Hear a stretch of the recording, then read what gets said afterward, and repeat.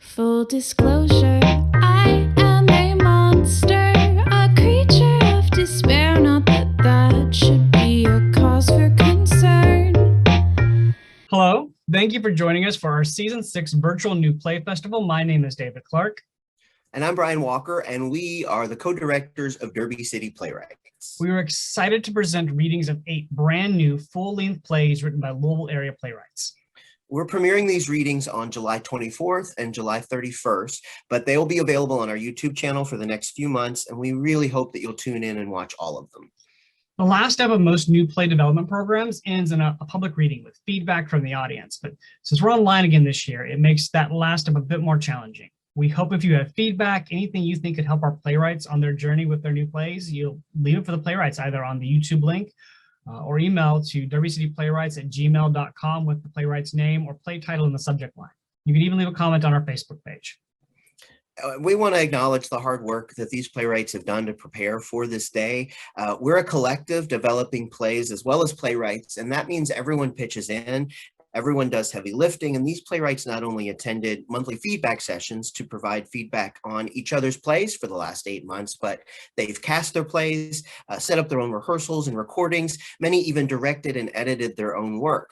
These writers did it all, and they are awesome. We also want to thank the amazing group of actors and directors who have shared their talents with our playwrights, both at our monthly meetings and for these recordings. We couldn't do what we do without them, and we dedicate these readings to them. And you want to join us? We're currently accepting submissions for our Season 7 group of playwrights.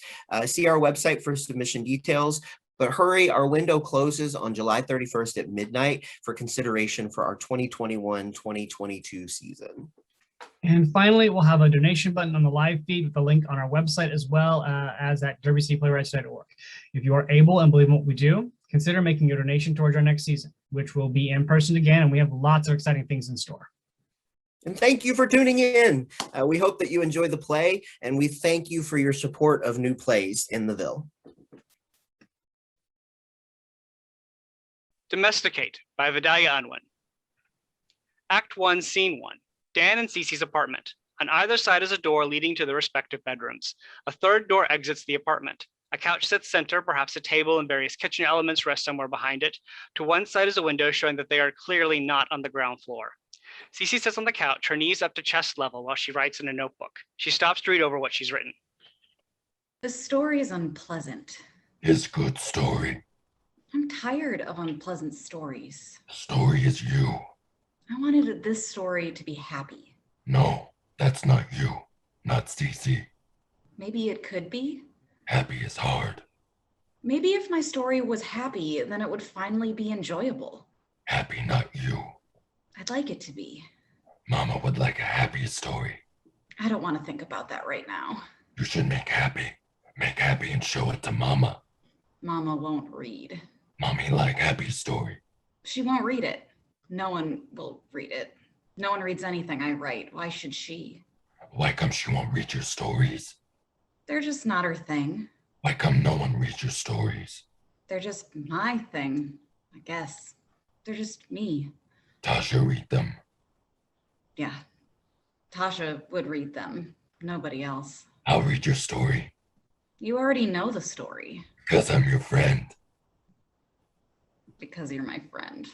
Do other friends like your stories? I know we just met today, but you should already know that I don't really have other friends. Why not?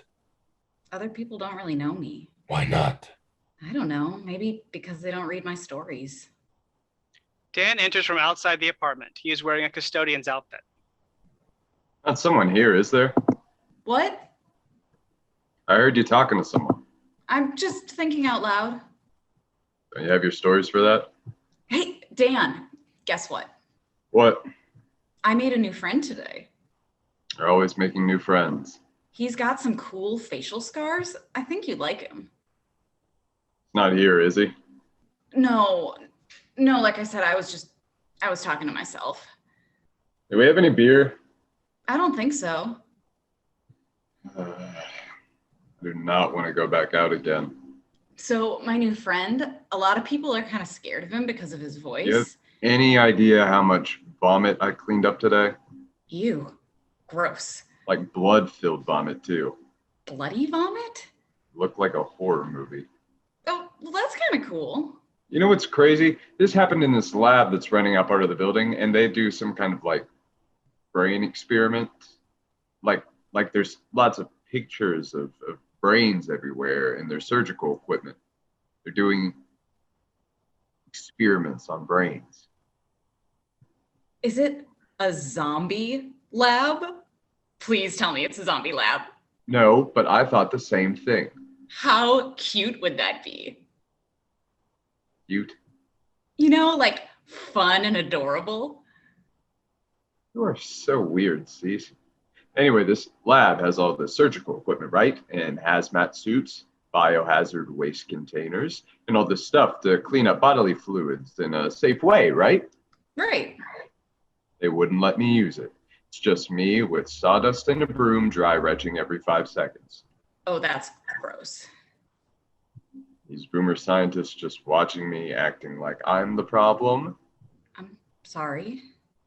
A good thing I enrolled in the army so that I could get that college degree I don't use, huh? Why do you find it adorable that they'd be doing brain experiments?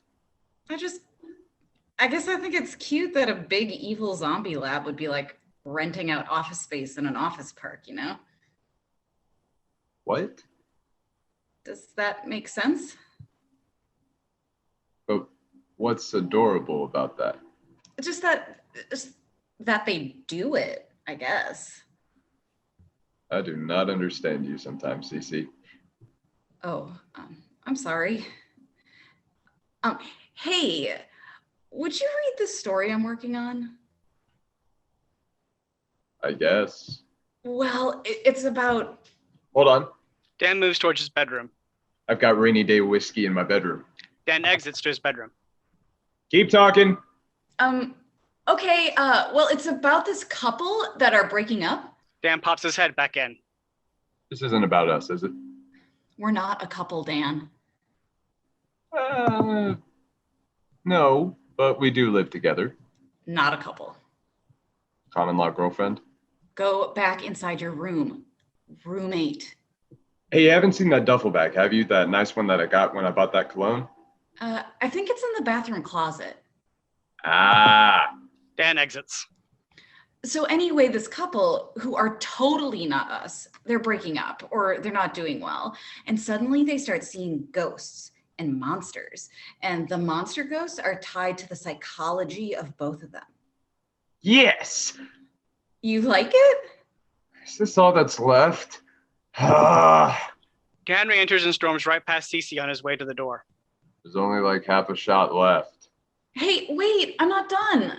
So what are you trying to tell me, huh? You're mad at me and you're seeing monsters, is that it? It's not about us. Then why are you telling me about this stupid story if you're not trying to attack me? Oh my God. What? It's not about you. Then why bring it up? I don't know. I wanted to share something with you. I'll gladly share a 6-pack with you. Something about me. I wanted to share something about me. So then the story is about you. Just forget it. I'm sorry. Oh, and by the way, please don't put your things inside of my duffel bag. You said I could store things in there. I didn't know you meant ashtrays. That's gross. What are you even doing with that many ashtrays anyways? You don't smoke. An old friend of mine used to smoke, so those were for her. Another friend, huh? I don't really see her anymore. You write a story about her too? Dan, why don't you just shut up? Being a jerk, aren't I? A little bit, yeah. I'm sorry, CeCe. I just got home. It was a bad day. I find out you're writing stories about me. It's not and about you. Are you resenting me or something? Like, do you regret letting me live here? I don't regret having you as a roommate. I know that I don't want people over, and I don't like loud noises. So are you tired of me or something? No. Because, I mean, when I answered the Craigslist ad, I told you about this. I'm not mad at you. The story isn't about you. Okay. I'm sorry if I triggered your... Yeah. It's okay. You didn't. So what, you wrote a story about how you're mad at someone. Just forget it. I'm sorry. I just need quiet. You see me when I need quiet. Yeah, The headphones and you're zoned out. It's fine, Dan. You're fine. Okay. I'm gonna get a beer. What about zoning out? Well, first, I want a beer. Dan opens the door, begins to walk out. Hey, do you have the rent? Long day, CeCe. Big bills, Dan. I need beer and quiet. Dan slams the door behind him as he leaves. I need the rent. See, he doesn't want to read it either. You lied. No, I didn't. The story is about you. I don't write about myself. Tell me the story. You already know it. Tell me anyway. Okay, hop up on the couch with me. I'll tell you about it. From behind the couch comes Mr. Crawl. He walks on all fours, his arms and legs almost mummy-like, the skin barely stretched over bone. His torso is covered in a black shroud. His head is completely wrapped in gauze, giving no facial or hair features, only the oval shape of a wounded head with a blood-red image of a Black Widow hourglass stained on the face.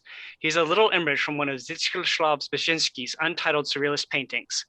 He crawls onto the couch with the energy of a happy elderly dog. Hello, Mr. Crawl. Hi, CeCe. I liked meeting you today. Tell me story. So this couple's seeing monsters. Are they scary monsters? They are. They're very scary. Am I scary?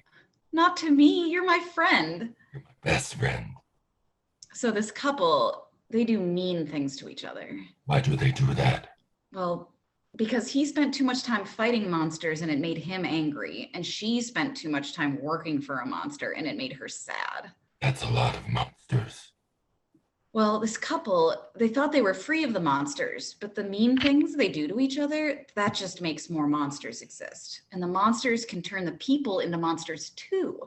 So the couple have to learn to not be mean, because being mean makes people into monsters. I like this story. I just wish it was happy. Mr. Crawl produces what appears to be a skull. He hands it to CeCe. Why come your couple is heteronormative? Because I'm a bad ally, I guess. Go get it. CeCe lightly tosses it across the apartment. Mr. Crawl goes after it.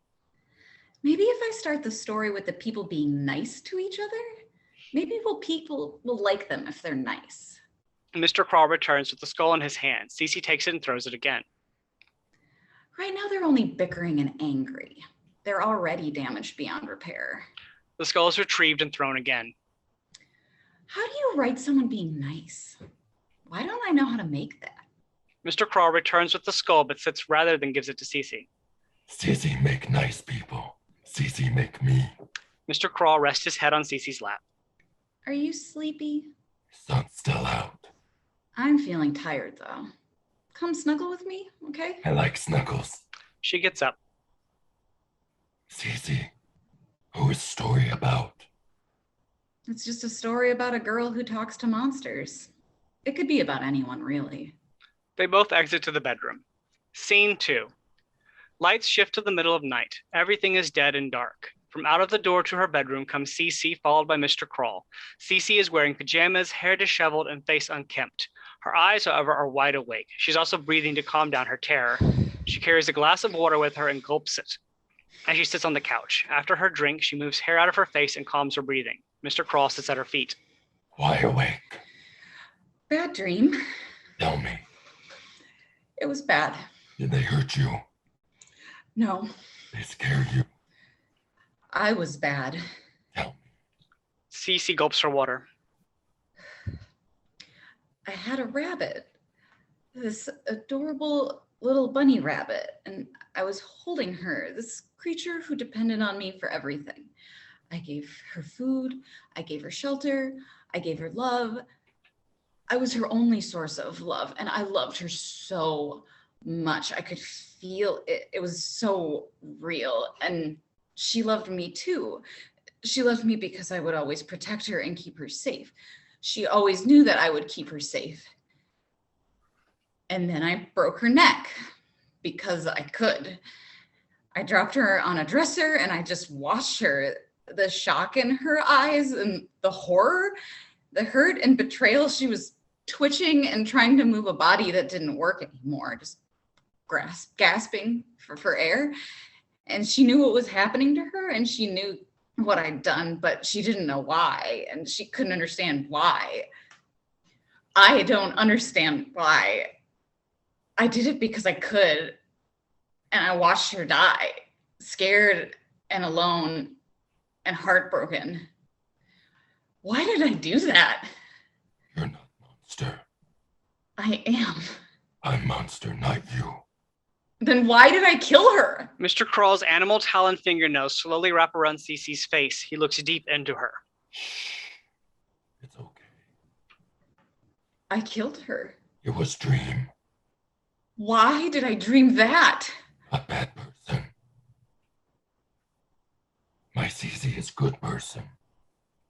Stan enters from his bedroom, hair an even worse mess, wearing nothing more than an embarrassing t-shirt and underwear. He is clearly still mostly asleep. What's this noise? Hi, Dan. Why up? What? Why are you up? I had a bad dream. Monsters are gone? Go to bed. In a minute, okay? You should talk to. What? You're talking. It woke me up. Just talking to myself. Sorry, I'll be quiet. Okay. Go to bed. Dan begins to move back to his room. Hey, Dan, do you have your half of the rent yet? I have work in 3 hours. Go to bed. Dan goes to his room and shuts the door behind him. He didn't see me. He won't. I hide in shadows. Sure. I am invisible. You're not invisible, Mr. Krawl. You're just imaginary. I'm still friend, right? Yeah, Mr. Krawl. You're still my friend. Go to bed. I snuggle you to sleep. I need a snuggle. Mr. Krawl begins to lead CeCe back to the bedroom. Can I eat spiders that crawl on your face? Okay. Spiders are yummy. I love my CeCe. They exit to the bedroom. Scene 3. Lights shift to early morning. The blue light of dawn fills the stage. A thunderstorm begins. It's calming when it isn't terrifying. CeCe and Mr. Krawl enter from CeCe's bedroom. A calm rumble of thunder. Mr. Krawl points at the window. Thunder sweets. It's kind of a nice morning rain, isn't it? Thunder nice. Yeah, it is.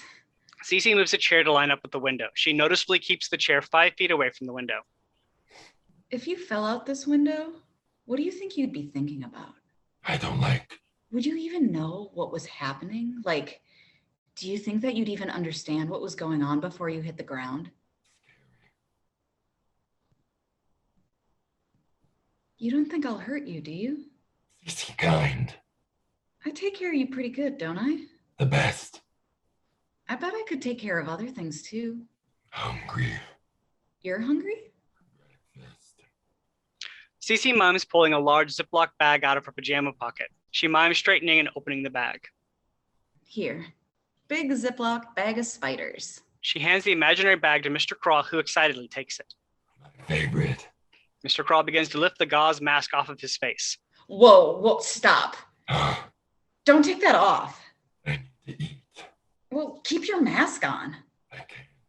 Look, I don't want to see your face, okay? Just do it where I can see you. Okay. Mr. Krawl moves somewhere that he can't be seen. We hear the sound of crunching bones, a beat. I should get a pet. I'd be good with a pet. Rabbit. Maybe not a rabbit. Bunnies are pretty.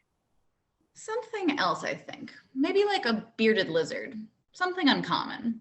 You have Mr. Krawl. Something real. I'm real. But only to me. Oh. Mr. Krawl returns to eating spiders, but now he's joyless. What's the scariest pet? Snake. Wait, no, gross. Are there pet crows? Do they make good pets? Oh, what about an owl? I've seen owls for pets. They can swoop up all the rats in the barn. I guess we live in a city though, so that won't work. A rat? No, I might as well have a hamster. Thunder rolls big and loud and rumbly. Pretty. Mr. Crawl begins to slowly move towards the window. CeCe's looking deep into her thoughts and does not see him. Maybe I should get something interesting, like a ferret. Ooh, a red panda. Thunder. Mr. Crawl is almost to the window. Thunder pretty. Get away from there! CeCe leaps from the chair and shoves Mr. Crawl backward, knocking him over several more feet away from the window. Do not go near the window. It's dangerous. Sorry. What if you fell out, huh? What then? Sorry, CeCe. You're not allowed to do that. Why did you move so close? You made me move. No, what? I was in the chair. You imagine me. CeCe does not like this, not one bit. Dan enters. He's now dressed in a custodian uniform and is clearly much more awake. Jesus, CeCe, can you be quieter? Sorry, Dan. I have a hard enough time with loud noises. I know. Who are you talking to anyway? A friend of mine. Yeah, all right. Dan turns and heads for the exit of the apartment. Hey, Dan. Running after him. Do you have your half of the rent? I'm heading out the door. I have to pay it today or we'll get a late fee. I think the landlord will let you slide. Please don't make me ask that. Well, look, my check doesn't even process until tomorrow, so I can't get it to you until then. Dan, you can't. That's not fair. It is what it is. What do you want me to do? Get me the money. Just talk to your mom. Please do not make me do that. Why don't you ask one of these friends for some money? What? These friends that you're always talking to that I never see. CeCe turns to face Mr. Crawl. I can't ask them. Well, I don't have it, okay? I'll have it tomorrow. Get off my back. I'm sorry. I was feeling attacked. I'm sorry. Yelling had me triggered. We've talked about that. You can't scream at me if I'm feeling triggered. Please learn this for me. Mr. Crawl crawls to CeCe's legs and hugs her. I still need the rent. Okay. I will see what I can do about getting it today. Can you please talk to your mom? Do not. The landlord. Please talk to the landlord. Okay. Okay. Well, I'm going to work since we can't all be so lucky to work from home. I hate what I do. Dan points to the window. Yeah, well, I have to get across town in this awful garbage. Bye, CeCe. Dan exits. Why is Mr. Dan so mean? Because mean people made him into a monster. Like monsters? He didn't have anywhere else to go. He needed a home. Monsters need homes too. Why do I keep letting monsters into my home? Need to call Mama. I don't want to talk to her. You can do it. Of course I can. I just don't want to. CeCe pulls out her phone. Should I call or text? Not talk to Mama in months. She never seems to mind. Hold on. Is this a work email? Besides, it's not like she's interested in anything Hold on. Which literary magazine is this email from? Too many submissions. I can't remember everything I submit to. Read it. Nothing like starting the morning with a rejection email. She begins to read. It's good news. It's not good news. CeCe moves to the couch and continues reading. She half smiles. She reads something sweet and kind. She reads something that touches her and puts her hand to her heart. They were nice. This is the best rejection I've ever gotten. They like the story. I wish all rejection letters were like this. They like the story. They really like the story. They just don't bring scary stories. It's hard enough to get anyone to read my stories. They read it and liked it. Why can't more people read me? Why can't more people like me? Mr. Crawl lays his head in her lap. You good writer. You're the only one who thinks so. There will be more. Yeah. I can make more people like me. From behind the couch leaps a small red panda. He lands on the back of the couch in a single pounce, his energy a young puppy. He looks like the cutest plush toy that you've ever seen has come to life. He speaks as he leaps. His voice is the most adorable thing that you've ever heard. You are the bestest! Red begins to pounce around the back of the couch. Well, hello there. Your other friends are poopy. I don't think you're poopy. I like you the mostest. Thank you. I like you more than other people's. Other people's things you stupid. I don't think stupid. Yes, you do, 'cause you're a meanie. They're all meanies. You don't need them. You know what you do with meanies? You put them in a big bag and you throw them at Jupiter. Why, yes, I am funny. Praise me. Red reaches out his paw like he's expecting a ring to be kissed. I like you. What's your name? I don't has one. Are you a Tasha? No. Not Tasha. Yeah, you're right. Ooh, how about Red? Is it because I'm a superior panda? Superior? Well, you're a red panda. That's what I said. Superior panda. Hi, Red. I'm CeCe. It's good to meet you. It is good to meet me, isn't it? And this is Mr. Crawl. I don't like him. What? He's just teasing Mr. Crawl. Don't worry. He's mean. It's not mean. You just a baby. Okay, calm down. Well, look, I gotta log on for work and call the landlord, I guess. Let me talk to landlord. I will teach her. I like you. I'm very appealing, 'cause I'm so cute. Now give me Baboo. You want bamboo? Uh-huh. I'm hungry. Baboo, Baboo, take care of me. I need Baboo. CeCe mimes taking bamboo out of her pocket and handing it to Red. Here's some bamboo for you. Yay, Baboo. He begins to munch. It is absolutely adorable. Take care of me so good. You are so cute. All right, I gotta start working. CeCe stands and moves for her bedroom. Hungry too. Oh, yeah, of course. CeCe goes back to Mr. Crawl and hands him the fake spiders. Mr. Crawl goes for his mask. Stop that. I told you I don't want to see your face. Sorry. Just wait until I'm in my room. You two play nice.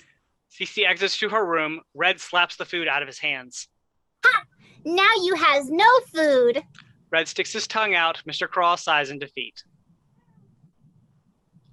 Scene 4. Lights shift to mid-afternoon, full daylight. As the light brightens, the rain slowly stops. Mr. Crawl and Red sit bored on the floor of the apartment. Mr. Crawl has some sort of ball. His arms are spread wide across the floor as he slowly rolls the ball from one hand to the other and back again. Red is rhythmically tapping his paws on the floor to the beat of his own boredom. We watch this for a while. A sudden burst of energy as CeCe enters from her bedroom. She's wearing ear pods, clearly on a phone call. As she talks, she beelines for the kitchen area. Her friends eagerly follow her, hoping for some sort of engagement. Well, the issue is that the employee isn't accruing enough PTO. Yes, they should be accruing at the 0.083 rate, but they're not. They're accruing at 0.062. CeCe grabs a bottle of flavored water and begins to head back to her bedroom, but stops when she notices the friends. Mr. Crawl puts the ball in front of her. Red wiggles with the anticipation of being scratched. CeCe smiles at them and returns to walking. The friends follow, beginning to worry that they will have to stay bored. You'll need to contact your location's HR department to get the rate adjusted. I'm sorry, I can't adjust it. Only HR has access to do that. She enters her bedroom and shuts the door in the friends' faces. Dejected, they both return to their spots on the floor doing the same activity as before. The front door opens and Tammy enters. Both friends vanish. Tammy puts down her purse and looks around the apartment. She runs her finger across the table to check the dust. She does not like what she's seeing. Tammy realizes that no one has paid attention to her for the entire time she's been there. Cecilia? CeCe pops her head out of the door and sees Tammy. She stands half stunned. You wanted to talk? CeCe puts up one finger to Tammy and finishes her conversation. Well, just make sure to get the accrual rate fixed. All right, thanks, bye. She hangs up and comes out of her room. Mama? Do you ever clean in here? It is clean, Mama. You call this clean? I can write in this dust. I didn't expect you to come over. See? I've written your name. Now everyone will know who's made this mess. Aren't you supposed to give me 24 hours notice before you come over? Mothers can come visit anytime they want. Landlords can't. Good thing I came over as your mother today then, huh? But speaking as your landlord, you need to keep this place clean or you'll never get your deposit back. Yes, Mama. Do you even work anymore? I'm working right now, Mama. That was a work call. Oh, so we work in our pajamas now. I work from home. What's Casual Friday like? Do you slut around in sassy lingerie? Mama! Dress office appropriate when you're doing office work. People will judge you. Your boss will never promote you if you're dressed like a ragamuffin. Yes, Mama. Do you understand me? Well, I don't know what a ragamuffin is. Oh, you do have your father's sass. Now come here, hug me. They hug. Tammy clearly enjoys it more than CeCe. It's so nice to see you. I love you. Thanks, Mama. Do you realize it's been 3 months since we've talked? Oh? You need to call me more. You need to come over more. I mean, you could come over here, too. I'm not sitting in this filth. Now, how are you? Well, I made a new friend today. Oh, I can't keep up with all your friends. I mean, how's your career? Career? Well, I started writing this new story. Story. Yes. I said career, Cecilia, not hobby. How's your career? If you mean work, it's fine, I guess. I mean, pays the bills, mostly. Are you in line for a promotion or anything? No? You sound unsure. Why would I be in line for a promotion? Surely you're trying to get a promotion. It's payroll, Mama. There aren't any supervisors in payroll? I don't care about it, though. Don't care? I'm not interested. I want to write. Writing will not give you a life. You do not have the option of writing. When you get a career and insurance and a house, then you can make time to write on the weekends.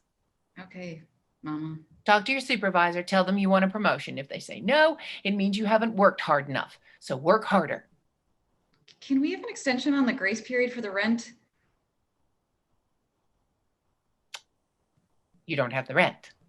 I have my half, but Dan's won't be until tomorrow. So your boyfriend... Roommate. It's okay. You can say boyfriend. I'm not old-fashioned like your grandmother. It's okay that you live with your boyfriend. We've never dated, Mama. Why not? Because I shouldn't have to? You didn't scare him off, did you? You're not being weird around him, are you? I'm not weird, Mama. Cecilia, I love you, but you are very strange. I don't want to date him, and I shouldn't have to justify that. Is it because he's bad with money? Does he have an addiction? No, Mama. Addicts can hide it for a while. Remember how long your sister hid it from us? He has trouble finding a job, okay? That can be a sign of addiction, you know. Remember how your sister couldn't hold down a job for more than a few weeks? It's not like that, Mama. Maybe he can come with us to the next meeting. I mean, even if he doesn't have the disease, I think everyone needs to go to Al-Anon meetings. Look how much they've helped me. He just had a really hard time in Iraq is all. A hard time in Iraq? Yeah. Your grandfather had a hard time in Korea. That didn't stop him from starting his own business. It doesn't work like that anymore. And don't forget, your grandfather survived polio. If anyone had a hard time, it was him. And still, successful business, large family. Can we have an extension or not? No. Please? If I let you do it, then I have to let everyone do it. It's just one day. No, Cecilia, it's 1 week. Rent was due on the 1st. Tomorrow is the 7th. It's been 1 week. Can you show up to work a week late? We can't afford the late fee, Mama. Well, you'd better start asking for that promotion then, huh? Red appears beside CeCe. She's a meanie. Mama. Call her names. I know this probably hurts, but I told you that I wouldn't treat you any differently than any of the other tenants when you moved in. I told you that you should room with the Atkins boy. He's got that internet money. He's a monster. He's a rapist, Mama. Allegedly. He's a monster. I wasn't gonna risk it. It's not my fault that you picked a trash roommate against my advice. And it's not my fault that you're weird. I certainly didn't raise you to be weird. You have no one to blame but yourself for this. He Not weird. She creative, and you have spiders in your butt. Oh, are you coming to your sister's gallery? What? The gallery. What are you talking about? Well, I'm sure she sent you a Facebook invite. What is it? She's having one of her paintings hung up in a gallery. Oh. Isn't that wonderful news? Yeah, it's great. I mean, it's a small gallery. It's in the back of a coffee shop, but still, look how far she's come. Married to a lawyer and now an artist. You're the artist. It's tomorrow night at 8. Look at the Facebook invite. And bring your friends. All those friends you make. Bring them all. You should be supporting your sister. God knows how much she's needed it. She's not artist. She's an imposter ganger. You know, I got this really nice feedback about one of my short stories. Okay. It was really supportive. It was the best rejection letter I've ever gotten, but they said... So are they publishing the story or not? No, but... So why are you telling me about your failures? Call her names. Mama, you're being kind of a bitch right now.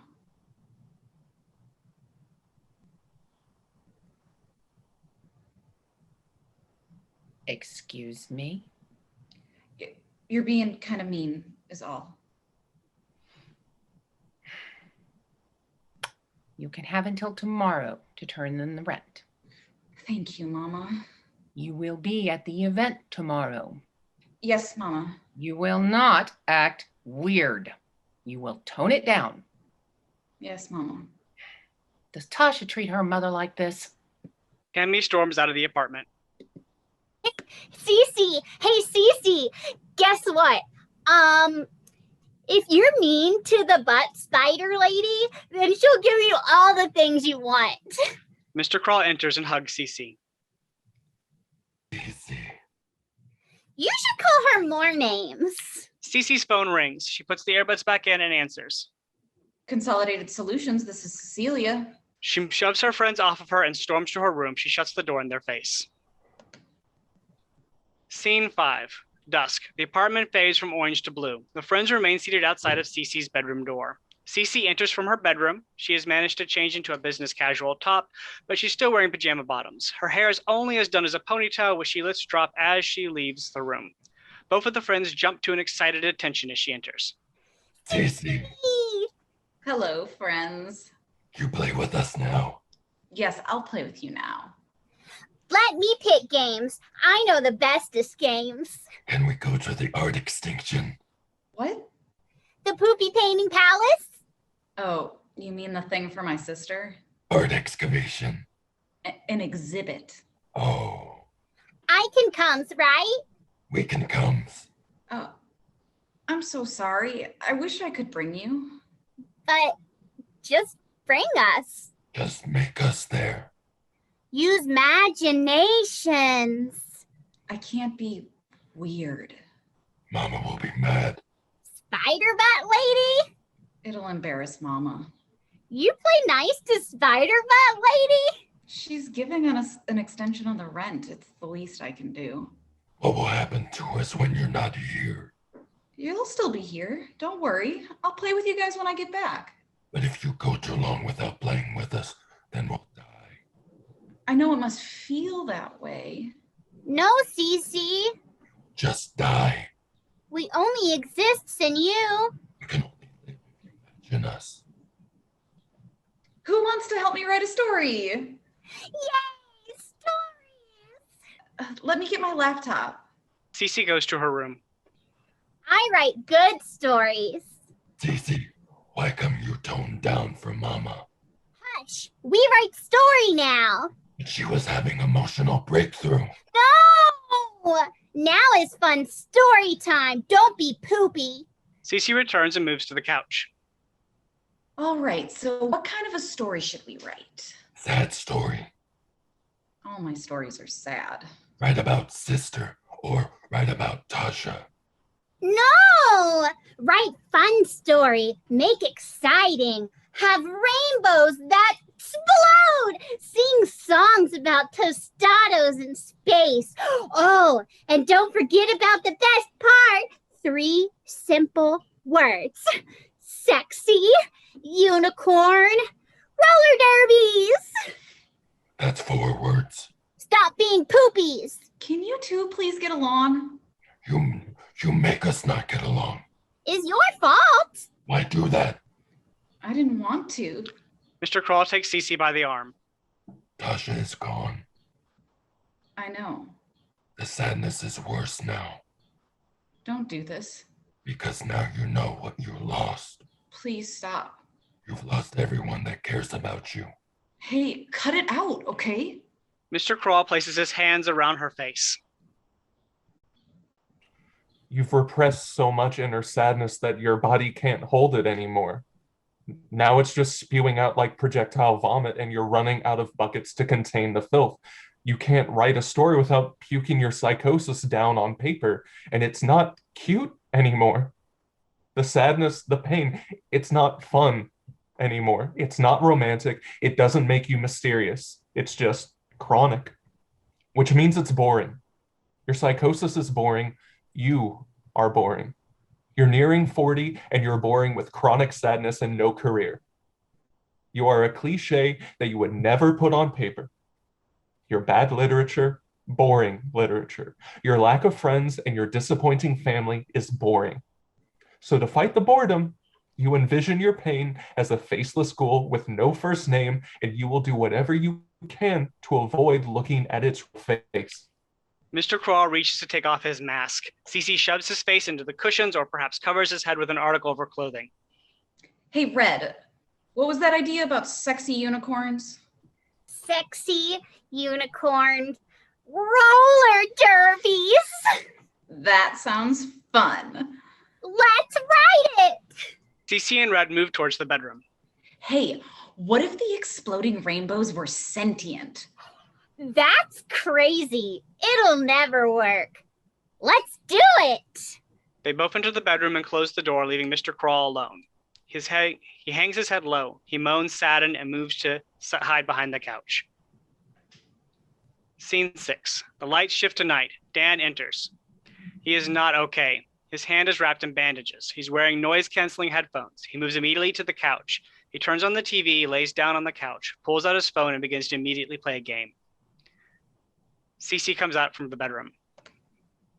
You're home. Hey, what are you watching? Wait, is this the dark half? Are you watching the dark half? I made a new friend today. We're writing a story together. I think you'd like it. Hey, would you mind if I told you about the story? It would mean a lot to me if I could share my stories with you. You're wearing your headphones, aren't you? You're not a very good friend. CeCe turns to move back to her room. You see? Yeah? Dan pulls a wad of bills out of his pocket and holds them above the couch. Thanks, Dan. I got us an extension, by the way. What happened to your hand? I had an episode. Oh my God. CeCe moves around to the front of the couch. That lab, that brain lab, there was a noise, a combustion noise. God, no. You know, he must have been the guy I was standing closest to, but well, luckily he was a vet, so he didn't press charges. I lost the job though. What are we gonna do? I'll ask my supervisor if we're hiring. Maybe if I get a promotion or something, they'll... I wasn't born like this. He holds up his hand. They trained me to hurt people, and now I can't stop. How can I make you better? What? I mean, what can I do to help you fix this? This doesn't fix CeCe. I'm sorry. She gets up to leave. Will you sit with me? Don't you want to isolate? Right now, I just want a friend. She goes back and sits on the couch. Dan puts his head in her lap. She pets his head. He returns to his game. Time passes. He falls asleep, as does she. Mr. Crawl rises from behind the couch. His talons pet CeCe's arm. She awakes. Hey, you. Story. I don't know what to write. Do it anyway. It won't be good. You'll feel better. Mr. Crawl moves her laptop to her. You can make me ugly. I don't mind. He moves behind the couch again. CeCe writes for a while as the hours pass. She reads it over and smiles. Her eyes get heavy with the late hour, and she falls asleep on the couch. Neither her nor Dan are in a flattering position. The lights shift to dawn. Dan awakes in confusion. He takes off his headphones and sees CeCe's laptop. He starts to read. He smiles. He reads. He giggles. He picks up the laptop and takes it with him to his bedroom reading. The light shifts to morning. CeCe wakes up and holds her neck delicately. The way she slept has left her in pain. Why did I sleep like that? As she rubs her neck, Dan enters. He's changed into pajamas in the lapsed hours. Hey, This hurts. want a neck rub? Just cut it off. I'll get the saw. And a bucket for the blood. Endless buckets for my endless filth. I read your story last night. Huh? The one you had open on your laptop. Oh. It was really good. Oh. Thank you. No, CeCe. It was really good. What? These characters, Red and Mr. Crawl, you made them so real. I felt like I knew them, like they really exist. You liked it? Yeah. Red and Mr. Craw pop up from behind the couch. Is he right? Good story. Why doesn't like the sexy unicorn story?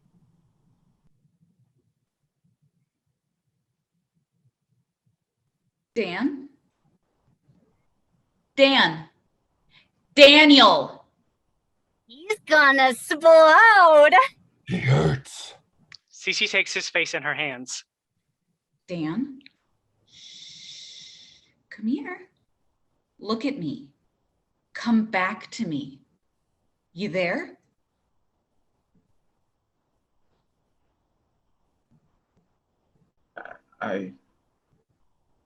I see. I see. It's okay. What do you see? They're behind you. CeCe looks. Dan, there's no one behind me.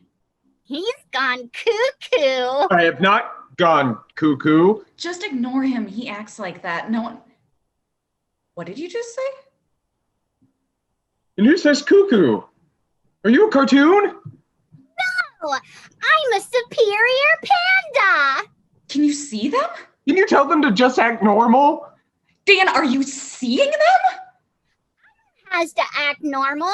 I'm too cute. I always act normal. Quiet, both of you. Dan, what are you seeing? That's Red. And that's Mr. Crawl. What the hell did I write? Told you it was really good. Would have been better with sexy unicorns. End of Act 1.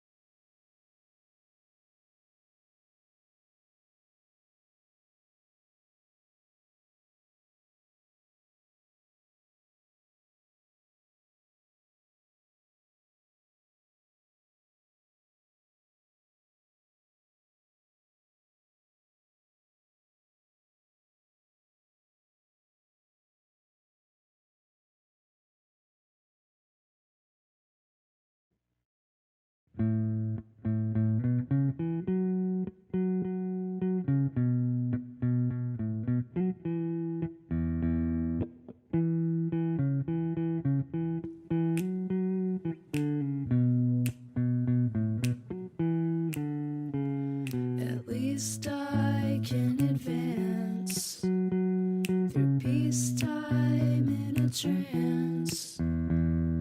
Bad days too have no restrictions on the mood, just the degree of effort usage of the brain. Process phantom pain. I strain to the strength of which should be profuse, and add to the collective hurt.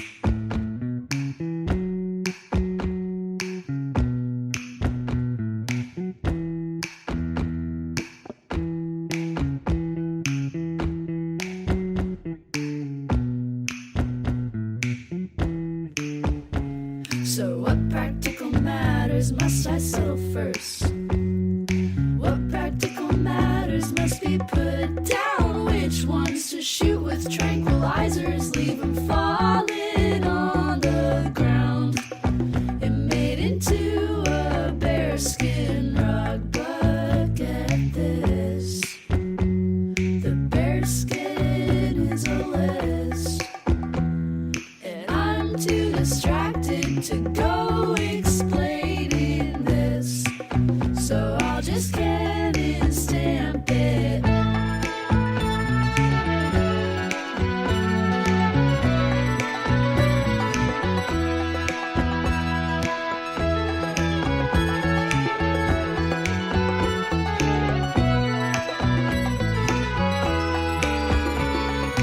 I wanna see you at night, another day, another time. I can't stand in this lit hallway anymore. I want to be like Dan, despite the past of bad ideas and advice. I sit still and wonder why I ever tried to think that you were any different.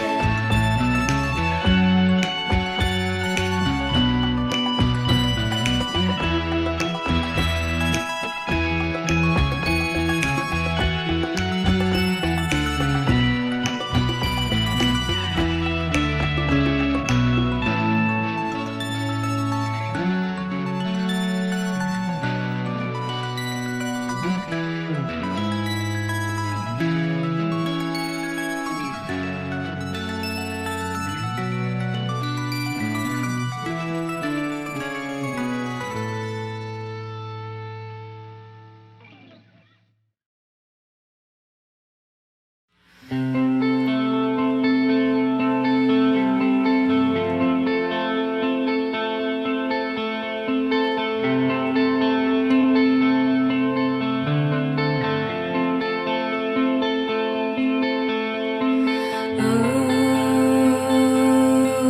my God, my friend, don't go. This ain't my bed. Oh my God, my friend, don't go. This ain't my bed. This ain't my. Every single time you're in my mind. Every single time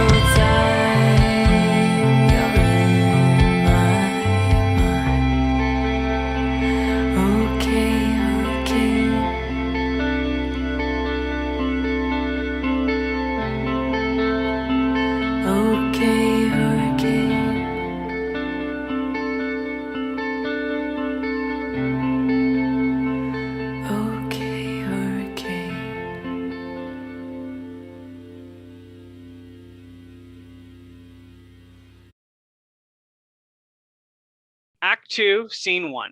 A woman wanders on stage from Dan's bedroom, clearly freshly awake in a tank top and pajama bottoms. Her hair looks only slightly worse than her face. This is Tasha. She goes to the kitchen and opens a cabinet. She takes out an empty bag of coffee grounds and sighs. She plops on the couch and takes a cigarette to her lips. She dips a lighter out of the couch cushion and attempts to light it. Flicks at, but no flame. She tosses the lighter somewhere and collapses on the couch in pain and frustration. CeCe enters. She's also in pajamas, but looks far less worse for wear. The two women look at each other. What are you doing? Can you at least smoke that in your room? I'm less hungover on the couch. I puke less when I don't smell smoke on the couch. You don't get to puke today. I get to puke today. I'd rather you puke in the living room than smoke in it. All right. Tasha tucks the cigarette behind her ear. Hey, since I can puke in the living room now, I was thinking of becoming anorexic again. What do you think? Do you have plans for the weekend? Today is the weekend. It's Tuesday. Damn right it is. Apparently my sister's in rehab. What? Okay. Mama just called. Your sister has a drinking problem. Told her car in a suicide attempt. We sent her 2 hours away to Fairfield Rehab Center. Love you, bye. Oh my God. News to me. You didn't know about it. I mean, she's had a DUI before, but... What else did they say? That was it. That was the entire conversation. Yeah. You really only need the bullet points, I guess. Yeah, I can fill in the blanks myself. Sister has surprise addiction and a suicide attempt. Tale as old as time. Like, I get it, sis. You totaled the car on purpose because of course you did. Like, not like anyone thinks it's a big deal, right? Not like it hurts your family or anything. How are you feeling? Worried. Confused. Let me know when you're ready to cry, okay? Will you go with me? To visit her? Yeah. Why did you even ask? I mean, it's not your family. Girl, I'd jump through hell for you.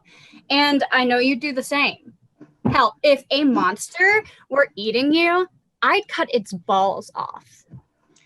I just thought maybe you'd have to work. Oh, please give me an excuse to call in. Thank you. I bet she's gonna be okay though. If the crash didn't kill her, then my parents will. Yeah, don't they like hate her? They fight a lot. But don't you kind of hate her too? We do fight a lot. Alcoholism will do that. Before the drinking, though, she was violent. You'd put her in timeout and she'd bite and claw and she'd draw blood. If dinner wasn't her favorite dish, then she'd scream and cry, throw a tantrum so big that no one would get to eat anything. Huh. She tried to kill me once. Like, wait, what? She thought that I was making fun of her for some reason. Maybe I was. I don't remember. Maybe I wasn't. We were kids. I don't really remember. What I do remember is her scream. A 7-year-old should not have that much blood-curdling bass in their scream, but somehow she had it. And then I see her coming at me with a kitchen knife. Big one, too. And I mean, I ran. But at this point, my 7-year-old younger sister is coming at me with a knife. What's she gonna do, you know? How much damage can she do? So I ran to my room and I locked the door behind me. And then the knife came through. We had a generic suburban house. The doors were made of balsa wood. It's not like she somehow punched her way through in a fortress or anything, but she shoved a whole knife through the door. And the cheap wood, it didn't break into little knife-sized slots. it broke into fist-sized holes. If it were me and I broke the door, that would have been it. Like, I'd stop, because if we break the house, then everything else is moot, you know, because Mama and Dada will kill us for that. That would have stopped me, but it didn't stop her. She just kept screaming. And I fell on my back and tried to hold the door with my feet, and the knife just kept coming through again and again and again. Jesus, I don't even understand what she was doing. It just felt so normal at the time, me holding her and hiding and being scared, and her screaming and thrashing, and, you know, totally normal. And anyway, after 4 or 5 times, she gave up and just stormed to her room and rage cried for a few hours. Jesus, what did your parents do to her for that? Told her not to do it again. They grounded me, though. Shouldn't have made her angry. It was just easier to punish me. Well, maybe now she'll get help. I wish I remember what I said to her. Like, it must have been pretty awful, right? For her to do that. Like, I was probably a monster, right? I mean, kids are mean, but kids are also stupid. Who knows? Why am I even going to see her? Do you want a sister? I guess. That's why then. But I want a real sister. Tasha puts her hands on the sides of CeCe's face. Hey, listen to me. You have a real sister, and she's hurting. If you want to reach out and you both want to mend the relationship, then I support you. If you want to stay away from her forever, then I support you. Either way, you'll always have me as a sister too. God knows I think of you as one. Thank you. And as your sister, I need to tell you that I used the last of your toothpaste. Oh, come on. I'm going for breakfast. Come with me. My mouth is gross. We're going to the meth diner. You'll have the second cleanest mouth there. I have class. Be a human being and make room for your emotions. But it's so much easier to fictionalize them into a short story. Get dressed. Eat bacon. Have Bloody Marys. I prefer mimosas. You're inhuman. I love you. Get dressed. All right. CeCe turns to go to her room. But, CeCe, seriously? Whatever you do right from all of this, you better show it to me as soon as it's done. All right, creepy fangirl. Hey, I don't know how many people tell you this, but you're an amazing writer. You're one of my favorite writers, including all the white boy authors on my bookshelf. I like you as much as them. CeCe is on the verge of tears. Thank you. If you aren't a published author by the time I die, I will haunt you. Don't tempt me. It won't be fun. It'll be like the dark half. Don't make me do that. Thanks, Tasha. CeCe exits to her bedroom. Tasha follows suit. Scene 2. Dan enters from his bedroom. He's dressed for the day, except he clearly doesn't care what he's wearing. He's reading off of his phone and yelling into CeCe's closed door. So apparently shared hallucinations are an actual thing, so let's not rule out that possibility.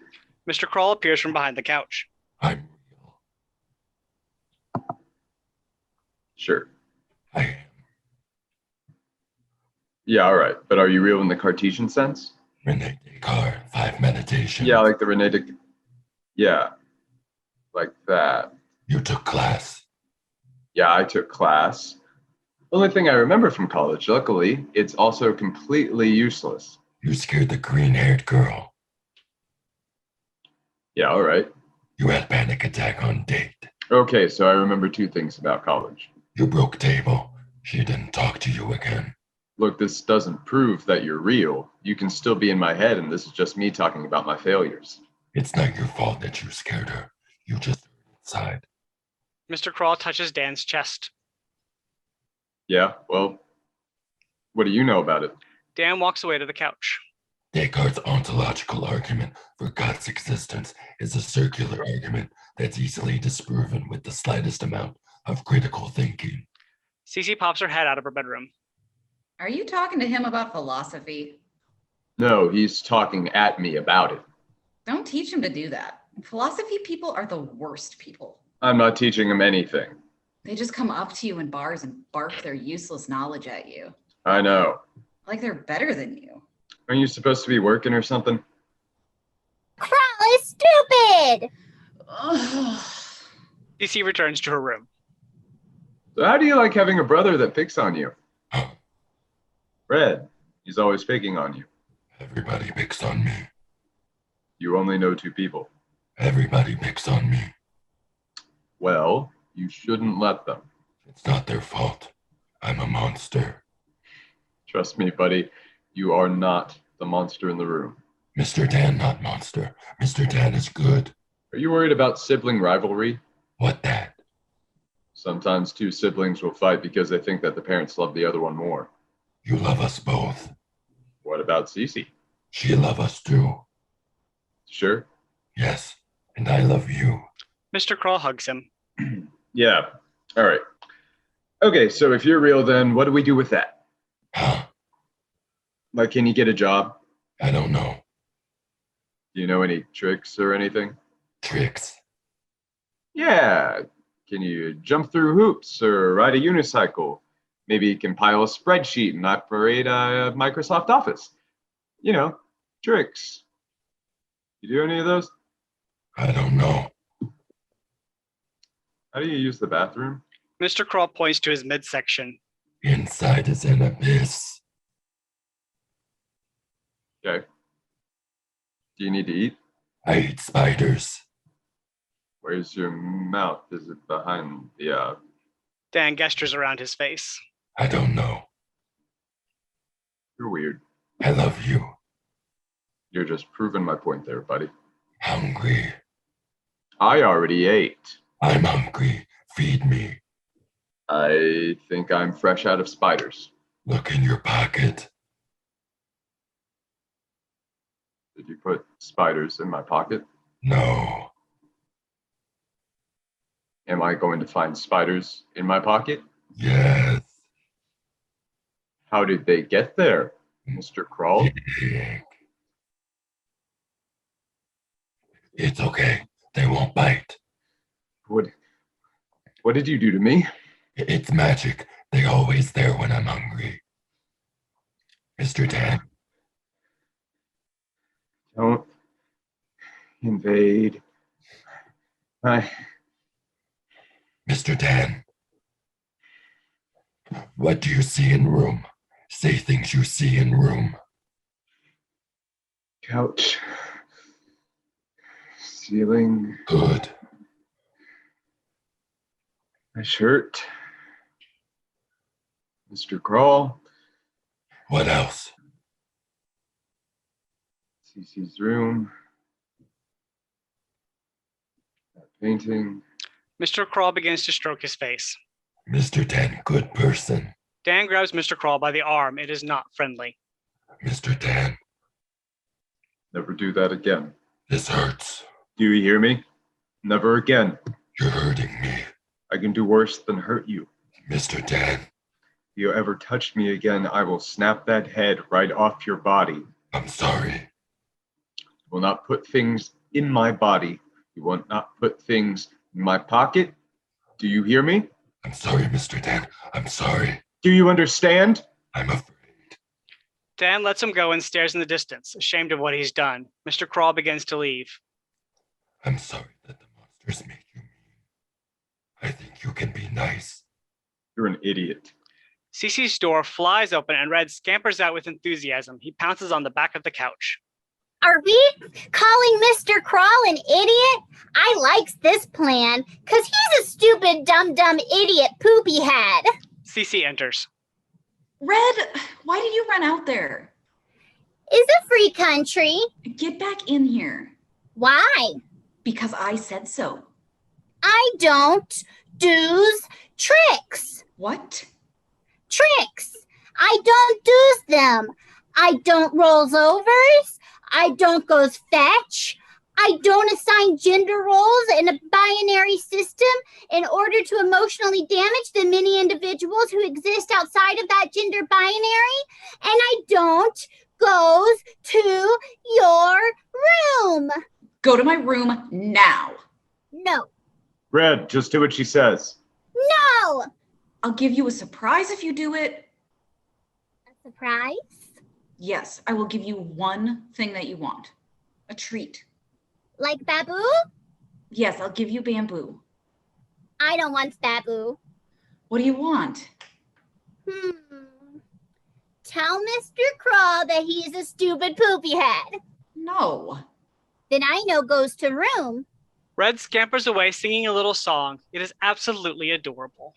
What are you doing in there with him anyway? He was getting upset that he didn't have his own story. Mr. Crawl has 2 stories. So? He wanted me to write him his own story. Does that have to happen right now? While you were in your room, he was threatening to rip up the couch with his claws. It was just easier to give him what he wanted. That can be a slippery slope. Well, he seems to have gotten over it for now. No, I haven't. I still want my story. I'll keep working on it. A glass is heard breaking. What was that? If I don't have my story, then I gets to break glasses. Another glass breaks. No, stop that! Another glass breaks. Red! And another. That's it. Dan storms into the kitchen area and grabs Red. He picks up his whole body in one aggressive, violent move, then rushes him to the couch. He slams Red into the back of the couch like he's slapping at a wet towel. You are not doing that. CeCe shoves Dan away. What are you doing? You do not do that. Do you understand? I had to. You do not hit them. You do not hit anyone. Do you hear me? You know what I am. Get out of my face. Now. Dan films the shame creeping on him. He goes to his room and slams the door. Red can be heard crying. CeCe turns and finds him. She cradles him in her arms. Shh. Hey, it's okay. You're safe now. I've got you. You're safe. He broke. It's okay. What did he break? Are you in pain? He broke. Was it your leg? Red points to his ear. He broke my... Was it your ear? Oh God, was it your head? Red points to his chest. No, it was my heart. He broke your heart? He broke. It hurts. Oh, baby, you poor thing. You must be so sad. How can I make you feel better? Maybe some Babu ice cream? I'll figure out how to get you some bamboo ice cream, okay? Okay, and one more thing. What do you need, baby? Can you say that Mr. Crawl is a stupid poopy head? I can't do that. That's mean. Okay. Mr. Crawl is a stupid poopy head. Red hugs CeCe. Thank you, CeCe. I feel so much better. I love you. Red begins to whimper into CeCe's chest. CeCe shushes him and carries him to her room. She closes the door. Mr. Crawl comes out from behind the couch. I'm not stupid poopy head. He goes to Dan's door. Mr. Dan, I'm sorry I touched you. Mr. Crawl reaches for the door, but then stops, afraid of touching it. Mr. Dan. He crawls over to CeCe's door. CeCe, I sorry I stupid poopy head. CeCe. He crawls onto the couch and grabs a pillow. He holds the pillow out, examining it, getting to know it. Hello. I'm Mr. Crawl. What's your name? He brings the pillow to his chest and pets it like a cat. That's a nice name. You were soft. He rocks for a moment. I'm not a stupid poopy head. He looks at the pillow. Maybe you're right. I just monster. You're my only friend. I love you, Tasha. He hugs the pillow and curls into a ball, back turned from the audience, cuddling his friend. Scene 3. Lights shift to midday, cloudy. Thunder is heard. A flash of lightning and the rain falls. Mr. Crawl pops up from his curled ball. He hops off the couch, carrying his cushioned friend with him. He goes to the window to watch the rain. He realizes that he's standing close to the window and moves back a few steps. Thunder sweets. All is quiet for a moment. A sudden burst of energy as CeCe enters from her bedroom. She's wearing ear pods, clearly on a phone call. As she talks, she beelines for the kitchen area. No, Mama, you don't have to pick me up. I can get there by myself. It's all right. Yeah, sure, we can go to dinner, but you don't have to pick me up. CeCe grabs a bottle of flavored water and begins to head back to her bedroom, but stops when she notices Mr. Crawl. Don't stand too close to there. She heads back to her room. Mama, why do you need us all in one car? A photographer? She just has a painting in a coffee shop. Why did you hire a photographer? She shuts her door. Red hops up near Mr. Crawl. CeCe yelled at you. She didn't yell. Yes, she did. She scolded you. So, when are you running away? You're being mean. Is baby gonna cry? No. Then why are you crying, baby? Crawly is a cry baby. Crawly is a cry baby. Don't call me Crawly. They don't like you. Did you know that? They like me. Nuh-uh. They said so. Dan hates you because you hurt his heart. I didn't do. And CeCe thinks you're ugly. Mr. Crawl holds up his cushion. Tasha loves me. Red slaps the cushion out of Mr. Crawl's hand. No, she's a stupid pillow. She not real. She made of furniture. You're mean. Nuh-uh. You're just stupid. I don't like you because you're mean to me. CeCe thinks you're a stupid poopy head. She said so. She didn't mean it. Yeah, she did. It was so funny. She called you a stupid poopy head, and then she rubbed my belly for 7 bajillion hours. Oh. Mr. Crawl slinks away behind the couch. Are you gonna run away now? Cause I want to build a nest in the couch, and there's no Mr. Crawls allowed. Dan enters from his bedroom. Red jumps on the back of the couch and growls at him. He also stands on his hind leg and holds his arms up high. It's the cutest thing that you've ever seen. Dan chuckles when he sees Red. What are you doing there, guy? I am big and scary and aggressive.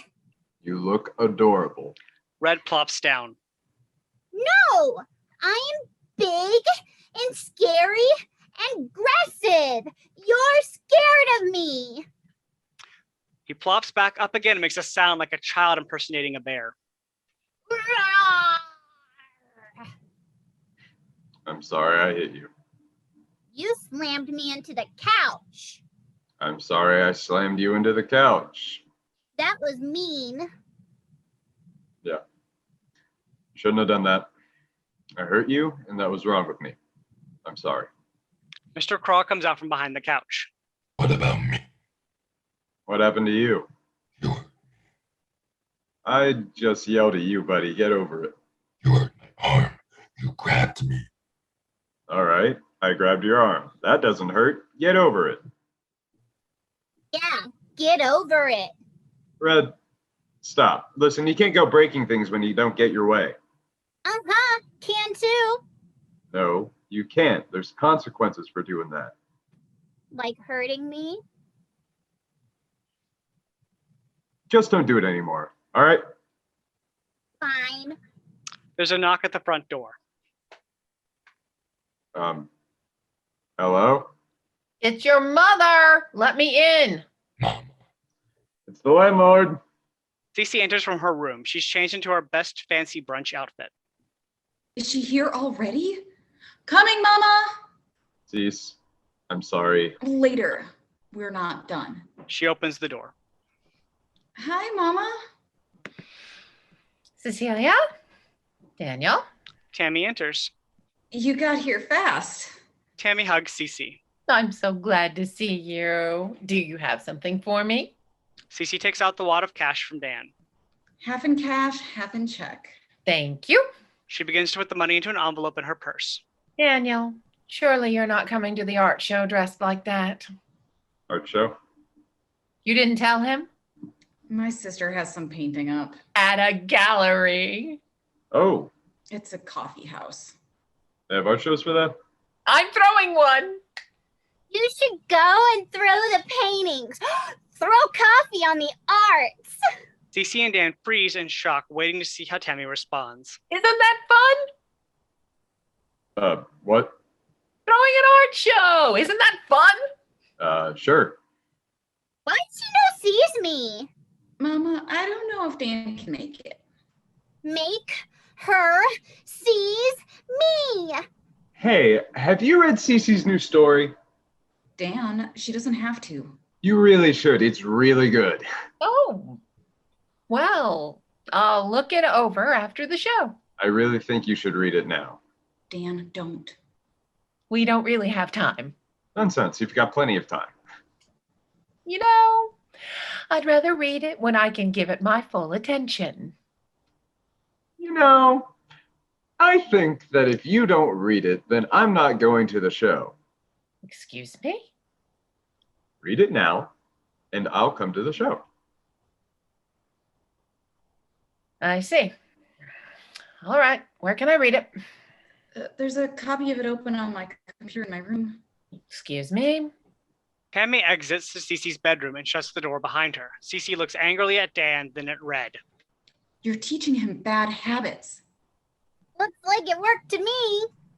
What on earth are you doing? Look how good your writing is. You should show her. Stop. No, you don't get... I'm sorry I hit red. It won't happen again. Oh, it won't happen again, huh? No. I'm sorry. I feel awful. Look, just because a boy has never hit me does not mean that I don't know what abusive behavior looks like, okay? I'm not abusive. No, you just body slam tiny creatures when they make you angry. Well, he was triggering my... Triggering? Oh, so I should forgive you because you were triggered?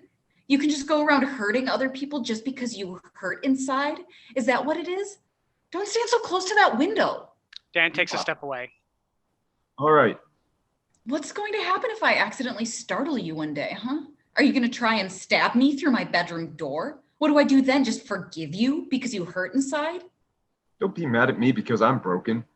And I'm sorry that you're broken or hurting or damaged or whatever you want to call yourself. I'm sorry, believe me. I wish you didn't have to go through it. But the things you do hurt other people. Go get some therapy and get out of my apartment. I pay rent here, you know. Not anymore, you don't. No one wants to hire a violent monster. Dan leans against the window. Back away from the damn window! He does. Sorry. I'm sorry I called you a violent monster. You're not a monster. You're just violent. You have to move out. Why are you so afraid of windows? You know, you were never a very good friend. I can't talk to you about anything. Well, you have all those other friends. My other friends are ghouls and red pandas, Dan. That makes a lot of sense. No, it doesn't. None of this makes sense.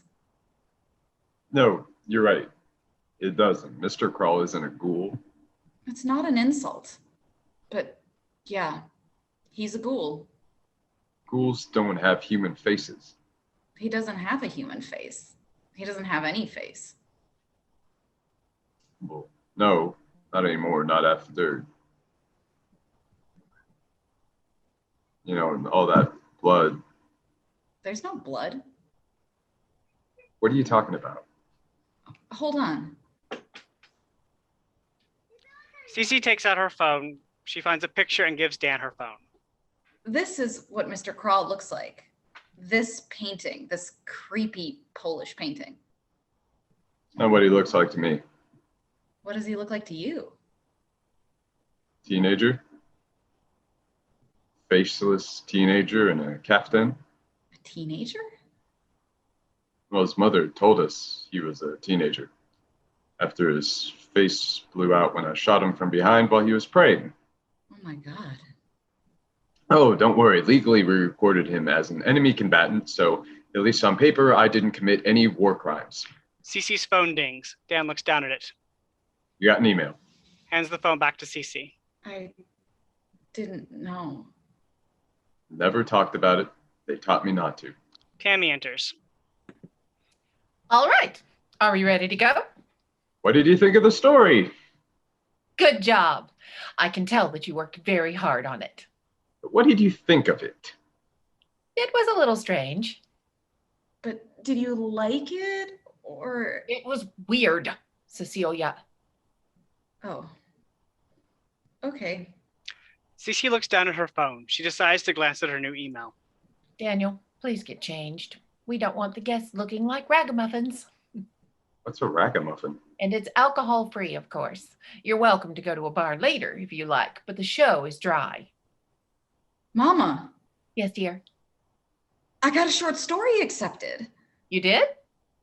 You did? Yeah. It's an online-only literary blog, but they're publishing it. That's great. I did it. Congratulations. I'm so happy for you. Yes. Don't make too big a deal about this tonight, though. You don't want to take the spotlight from your sister on her special day. She's had a couple of special days, Mama. When you have a special day, then I'll make sure that she doesn't take the spotlight either. Mr. Kroll reveals himself to Tammy. Fair. CeCe needs special day too. Oh my God. Mama? Oh my God. Mama, this... What is your sister doing here like this? Tammy runs to Mr. Kroll and coddles him, examining the injuries that she sees on his body. Baby. Oh my God. What happened to you? Did you get in another car wreck?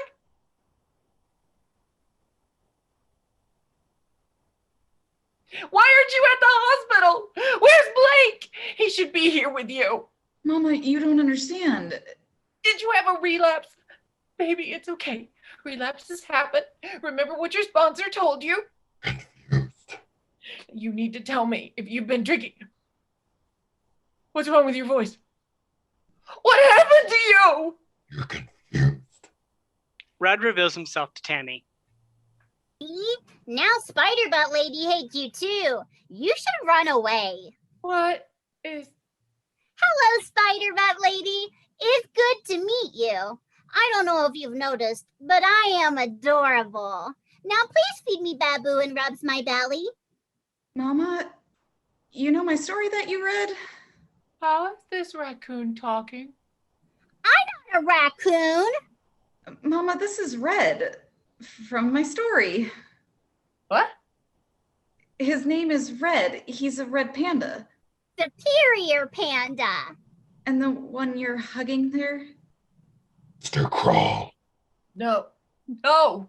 This is... He only looks like her, Mama. You didn't see her after the wreck. He looks like the thing that makes you the saddest. You good mama. You protect babies. She has spiders coming out of her butt. What is this, Cecilia? My characters came to life. So please take cares of us. I'm hungry. Except him. Just feed me Babu and rub my belly. Why would you do this? Why? CeCe nice. She create. These monsters. Why would you do this? I'm not a monster. You the monster, lady. I didn't exactly have much say in it, Mama. It looks like you did. CeCe points to Mr. Kroll. Why did you create that monster, huh, Mom? That's enough of that. Flipping over her dinner plate every night? Biting you so hard it drew blood? He's better now. Drinking in front of you just to piss you off? I didn't make her like that. No, you just let her almost kill herself before you cared about her. Is that what it takes to get your attention? Tammy slaps CeCe. I spent every second working to keep you two safe. You were all that I ever cared about, and how dare you say otherwise? Well, you never acted like you cared about me. Let's see you raise 2 children when one of them was your sister. Let's see you balance your time between the child that keeps quiet and the child that found it funny to keep hitting windows with a hammer. If you'd ever created a life, then you would know why I had to watch her every second. If I turned away from her for 5 minutes, then she'd set the rug on fire because she thought it was funny. That little bitch tortured me for 16 years. Ruined a quarter of my life.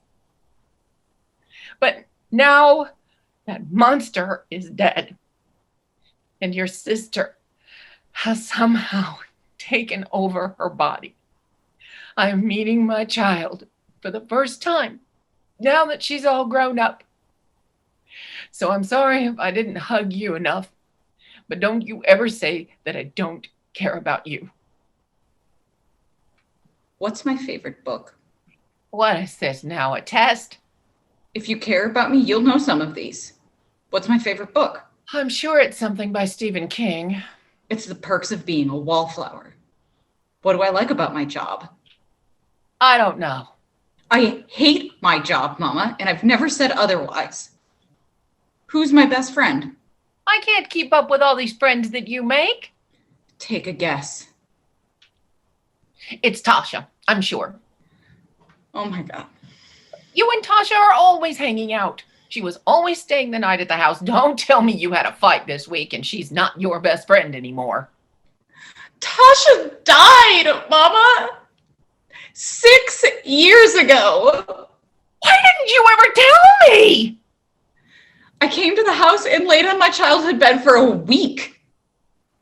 You told me I could mope around at my own apartment, but that I can't be in your house unless I'm helping with the wedding.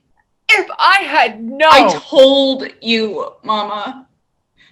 But you were busy planning one of those special days that I shouldn't ruin. Didn't have the time to talk, you said. You'd come see me later, you said. I'm still waiting for later. Was Tasha's death addiction related? Because I would have pointed you to a counselor. No, Mama. She fell out a 9th-story window. Freak accident, the window just popped out of the frame. They found her on her back with an unlit cigarette still in her hand, blood dripping out of her eyes and nose. Fell out of a window, you say? You know about this. I didn't. How could I tell you? You wouldn't let me. Tell me more about this window. Where is it? And how does a crawling person fall out? Police said that the pain. I'm not asking you. I'm asking CeCe. You stupid. Shut up. CeCe, he's mean to me. Well, you shouldn't talk to him. Give me a minute. I'm busy. But he's the one. You know, she tried to kill me once. She did not. She came at me with that knife, Mama. When you made her mad and she punched holes into your door? It was more than that, Mama. Please believe me. I do. You do? Of course I do. When she was 7, she would have had no problem stabbing you to death. Why didn't you ever take my side? Because I wasn't mad at her. I was mad at you. You can't get mad at a bear for doing instinctual bear things. You get mad at the stupid camper who knows better for poking the bear. I can't believe you. What did you even say to her anyway? I'm sorry. Does this bear take requests? Because I know of a certain crawling monster that I can cover in honey. Why? Me? Don't push me. Red hisses and swipes at Mr. Crawl, scratching him badly. Mr. Crawl whimpers and shoots backward. Red begins to lunge at him, but he's stopped by CeCe. Stop it! Don't do that! Started it! I not start. Both of you be quiet. CeCe, he hurt me. Just don't talk to him, okay? Dan leans beside Mr. Crawl. Hey, buddy, why don't you come over here with me, huh? I'll get you some spiders if you come over here. Okay. How comes he gets spiders and I don't get anything? I'll get you some bamboo in a minute. No! I want it now! Is no fair! Please, for the love of God, wait a minute. Not so easy, is it? Look, Mama, I don't need us to be close, but can you at least pretend to be excited about something that I'm excited about? Well, what are you excited about? I'm going to be a published author. My dream, Mama. Does this blog really mean that? More than her coffee shop painting, yeah. Oh. Well, good for you then. Come on. Pretend. Why can't you pretend? Because it's weird, Cecilia. It's weird, and I hate it. It's weird? You write weird, bizarre things, and I hate them. But despite that, I still love you. I hate the things that you create with every molecule of my body that can make me physically ill. But for as long as there is air in my lungs, I will love you. And I will do anything to keep you safe. If a monster were trying to eat you, I would beat it to death with my shoe. What about that monster, Mama? If she'd actually killed me with a knife, would you have beat her with your shoe? Of course not. No? When she was 7? Not even then? What are you asking me? If I would kill my own children? You're right. That's an unfair question. I'm sorry. Thank you. I don't even want to think about it. You know I don't hate her, right? Like, you know that I'm happy for her, that I see how she's a different person now? You do know that, right? I would have broken her neck. Just snapped it over my knee like a stick if she'd killed you. You were the only good thing I'd ever made. What happened? You were supposed to be the successful one. I was ready to spend the rest of my life taking care of your sister. I'm not ready to take care of you. Has it been a minute? I want my baboo. A little longer. Now! Red, wait a little bit. What's wrong with you? Can you just pretend to care about me, Mama? Just pretend? Mr. Kroll slinks up to CeCe and hugs her leg. You deserve more than pretend. Thank you, Mr. Kroll. Maybe we need to talk more often. Maybe you should call me. You could call me too, you know. Let's meet for coffee sometime. I know a place with good art. Oh, do you want to go there now? That might be nice. Let me get my things ready. I'll wait in the car. Tammy goes for the exit. She opens the door. I love you. I'm glad. Don't you love me too? You gotta earn it back, Mama. Is this our life now? You're just gonna openly hate me? You can win me back, Mama. If you want to. I hope you do. Tammy exits. Dan approaches CeCe. He opens his arm for a hug and moves in to give it to her. Not now. Dan backs off. He walks up to Red and hands him some bamboo. Thanks for waiting, buddy. Mr. Kroll had more than me. Dan hands him more. You okay? Never. Ready for that hug? Dan moves to hug her, but she steps back. No. We're not there anymore. What can I do? How can I fix this? This doesn't fix, Dan. You ruined it. I hope you get better, but we're done. Ha ha, Dan's a dumb meanie. You don't have to rub it in, Red. Hey Dan, do you remember do Do you remember when you got so angry that you stormed into your room? Bah, I killed people and now I'm mad about it. Remember that? That was really funny. You're so funny. Why are you such a little shit? He's being mean to me. Don't be mean to me. Red, what is wrong with you? Well, CeCe, at least I love my mommy back. What about you? Mr. Crawl shoves Red to the floor. He pins him down. His voice becomes not just scary, but otherworldly and ethereal. Listen to me! Mr. Crawl leans into Red's ear. We can hear him whispering. He whispers for a short time only and then backs off of Red. His voice now returns to normal. And I mean it. A fire builds in Red. A low growl comes from somewhere deep and builds up to a death screech. He lunges for Mr. Crawl, swiping furiously. Mr. Crawl retreats backward while Red keeps coming. CeCe and Dan desperately struggle to catch them. Mr. Crawl keeps backing until he's against the window. Please stop. Red leaps at him and hits him hard. He's knocked back. Mr. Crawl falls through the window. Everyone freezes. No! What did you do? Dan rushes to the window. Get away! He ducks back in. Oh, God. Dan runs to exit out of the apartment. CeCe falls to her knees, stunned, silent. Red comes to her. Don't be sad, CeCe. He was ugly. He made you sad. You don't want to be sad, do you? CeCe? CeCe? Red tugs on her shirt. CeCe, don't be sad. I makes you happy. Red hugs her. He flops around on her knees, making cooing noises and being adorable. I loves you.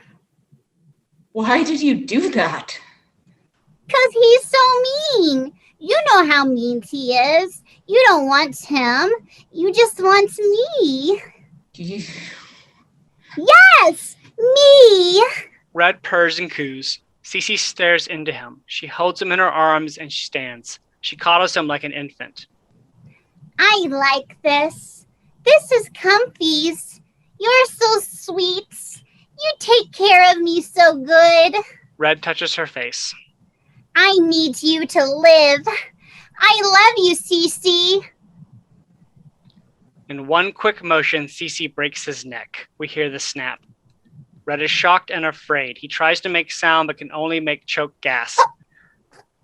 The choking subsides to labored breaths. The labored breaths would be crying if only he were capable of crying anymore. The breaths slowly stop. Red goes limp. CeCe screams. She cries. She lays Red down on the back of the couch.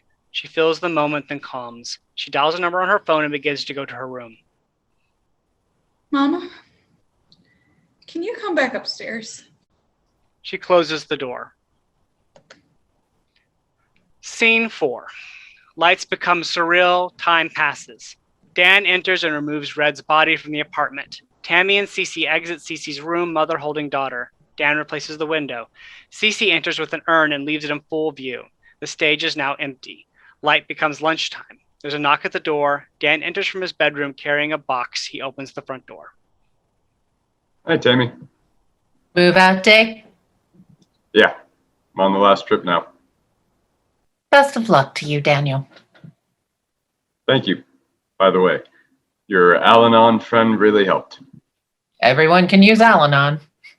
Well, they knew a construction guy who works with beds. Oh, so they found you a job. They helped, yeah. But thank you for giving him my number. You're welcome. Well, anyway, it was good meeting you. Dan starts to exit. Tammy picks up the urn. Daniel? Tammy holds up the urn to Dan. I don't think that I ever thanked you for being so helpful that day.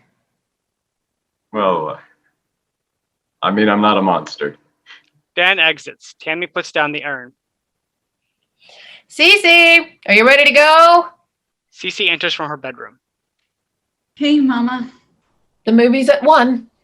Actually, it's at 1:20. I just hate having to hunt for a seat. You and your father, I swear. I mean, I have to learn some things from him.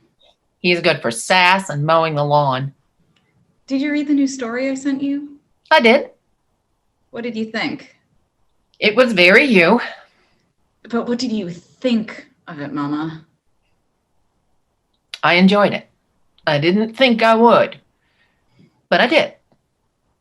Thank you, Mama. Is this movie we're seeing, it's not gonna be like the story, is it? No, this director is kind of like the new John Carpenter. Who? He made these horror movies with a satirical subtext. You know what? I can explain it in the car. Oh, God. Please let me pick the movie next month. CeCe picks up the urn and admires it for the 100th time this week. You always pick things that I hate. I'm beginning to think you're doing it on purpose. Do you miss him? Mr. Kroll? I don't know. Part of him is always with me. If your story worked the one time. I've tried. It hasn't worked again. It hasn't worked on new people either. Do you know why? Magic or Wi-Fi signals or global warming? I don't know. I'm sorry, sweetie. It's okay. Like I said, part of him is always with me. Mr. Kroll enters from CeCe's bedroom. Tammy does not see him. Mama, I've got to put a few more things in my purse. Why don't you go warm up the car? I'll see you down there. Bye, Mama. Bye, Mama. Tammy exits. Always with you. CeCe points to her head. Always with me. Can I go to movie? I don't know. It's a scary movie. I want to go. Well, I don't want to leave you behind, so. Okay, you can go. Tasha enters from Dan's room. About me. You gonna leave me behind? CeCe points to her heart. You've never left. Can I see the movie then? No, you're going to get ectoplasm all over the seats. Aren't I supposed to be haunting you in a scary way? Yeah, you are.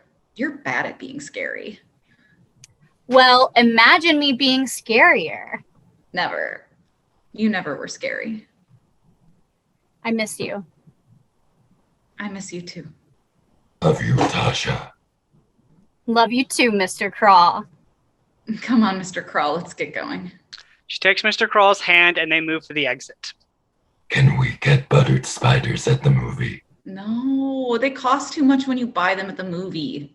Please. All right.